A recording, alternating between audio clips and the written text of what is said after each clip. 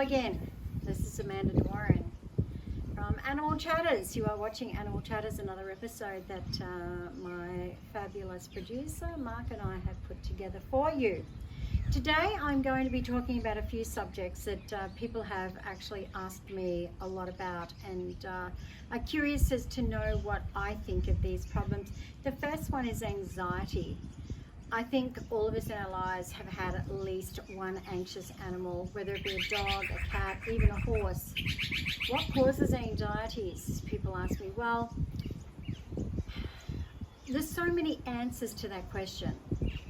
What causes anxieties? I guess you have to look at the background of the animals and to see where anxiety may have started. I don't assume that if I'm working with rescue animals that the anxiety is because of their past. Sometimes it's not. Sometimes they let go of their past. Sometimes there's been something that's happened in their past, or they have just been born with anxious energies. Their personality is anxious. Serious anxieties is like something triggering them, like storms. A lot of animals, even cats, are it's very high up there with them as to why are they so afraid of storms. Storms can be confronting to them.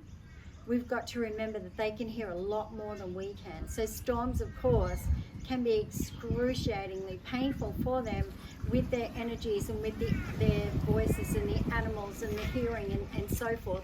So that can be a very serious problem. Anxieties with the storms. The reason most of them fear storms is because of the energy, the power, the feelings, the gut feelings, all that they can hear.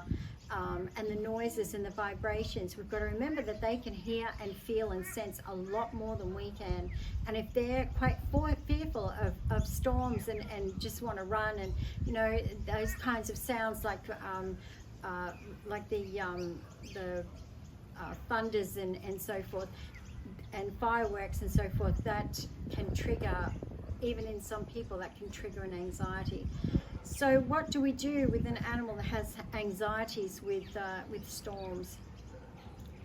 Most people stay home with them, but what if that's not possible? What if you have to go to work at New Year's Eve and you can't be home with your animal? Give them a safe space, maybe a specific cushion or something like that, maybe something very comforting to them, that maybe has some music and some a picture of you and a smell of your clothes, and has very soft sounding music, somewhere that every time they go to that spot they feel incredibly secure and safe. Make sure it's even like a little pod or it's got 3 sides to it and a small opening. It's not dark, but it is in their own home and they can feel safe. They need a safety spot. Sometimes animals look to other animals who are not fearful. So maybe always keep those animals together when there is a storm happening, or fireworks or something like that. Some animals are only anxious when it comes to storms. I've worked with a lot of animals that have had storm fears, and this is what they tell me. It's like I said, it's the energy of the storms and what's going on around them, and what is this? And because they do not understand what thunder is, what lightning is, what this sound is, what is this rumbling in the ground, what is this smell I can smell, what is this I can hear, is it coming to get me? So once we've given them that safety spot, maybe record a little bit of the thunders, or very gently, very lightly, maybe record some of the little thunders around, just very faintly, so that they know that the thunder is a long way away. To them, they can hear it quite loudly. So if we just do it very softly, then we put them in their safe space and let them sit in their safety corner, their safe place with your smell on it. Even though you're in the house and your smell is all over the place, sometimes it's nice for them to be able to snuggle up to a jumper or something that has your smell in it. Okay? And if you know that there are going to be storms around, when you're saying goodbye, put them in the safety corner, the safety spot. Tell them that you'll be back soon, and then go. Just preparing them, letting them hear what the noise is, the lightning, the thunder, and you know, the crack of the thunder and so forth. Just letting them hear that and sense it and know that they're going to be okay. So just gently let them hear those noises, put them in their safety zone, their safety corner, and let them sit there and be calm. Maybe put a little bit of water or food or something in there and maybe even crystals or oils, just so that they can smell and sense that it is their safety zone and nothing can get them in that safety zone. So that's what I suggest when we have animals that are very fearful of the storms. You can also get storm jackets. I have storm mats that help them to feel a little bit more comfortable. But just making that area very, very let them feeling safe within it. It might be in the corner of your bedroom. It could be in a specific area of the house that they feel very, very calm in. But just try and see if you can manage to record maybe a bit of thunder or lightning, and just let them get used to it. Okay, so a lot of people also ask me about whether their animals can see past lives animals. Absolutely they can, and they don't even have to know them. A lot of animals say to me, I've just seen a person here with, and they'll describe the dog or the cat and the person, and I'll say to them, someone, and you have an animal passed over, and I'll describe the animal, and they go, oh, that's Joe, or that's Jerry, or that's whoever, we had that animal in our lives, and I'd say, well, this dog or cat was in your family many, many years ago, well before we got the next animal that's living that can actually see these animals pass over, and they can actually become very good friends. So even though living has never met passed over, they can actually become very close friends. They can see them, they can sense them, because animals can sense spirit guides and teachers and our animals and our loved ones. So it's absolutely possible and a definite that our animals living connect to our animals that have passed over, and sometimes they can help them with the fears of even like the storms and so forth. So absolutely, to answer that question, do our living animals know anything about our past animals? Absolutely they do. They can see them, sense them, and often they will say to the person having the reading, Mummy, I saw a black Labrador in the corner. I saw a little ginger cat sitting over on the chair over there. And those animals may have been gone for a very long time, but the animals living can sense them. Another question I've been asked about is, how do animals feel about shelters? To us, it's a very sad situation, but to them, majority of them, yippee, love it here. So happy. Because they have been put in there for a reason. Some are like, okay, well, I've been discarded from my family. They no longer want me. But they don't, probably 80-85% of them are happy to be in the shelter. Because it's probably safe, and they're loved, and they're fed, and they're looked after and cared for, and they've got friends, and they know one day they're probably going to be adopted by a beautiful family that they will love forever. And know that these people will love them. Shelters to animals really don't, shelters to animals doesn't mean that they feel that's the end of their life. Oh, here I go, I've been put into a shelter. They genuinely love the people that work with them, because the people that work with them, the volunteers and the people that work there, love these animals, and that's why they do this job. So shelters to our animals, cats, dogs, horses, genuinely they are actually really quite happy to be in the shelters, because they know that they are well cared for, well kept, loved, and that they feel safe, they don't fear anymore. Yes, they all want to be adopted, they all want to have a family, but they don't see the shelters as the end of the road or a bad place to be. They know that they will make the transition soon, whether it go to a family or just a person that loves them. It helps them on so many levels, emotionally, physically, spiritually. A lot of animals that I have spoken to in the shelters really do feel happy and loved. The next one, is animals' grief. Do they feel grief? Absolutely they do. They have lost a loved one just like we have. And they feel that grief, they feel that sadness, they feel that, will I ever see them again? But the thing is, with them, they can actually see the loved animal that has passed over, so they still feel that connection. But they know that there's a difference. They know that our animals have passed over. They also know when they're sick. And then when my big girl was passing, my big boy Romy would come up to Kelly, and I've actually got a photo. I should put this in this. He's actually holding out his paws. She's holding out her paws, and they're actually touching noses because he knew that she only had a day or so to pass away. Now, she passed away at my home under her choices. She wanted to be on the lounge room, so I slept with her for 7 days on the bed, on the floor.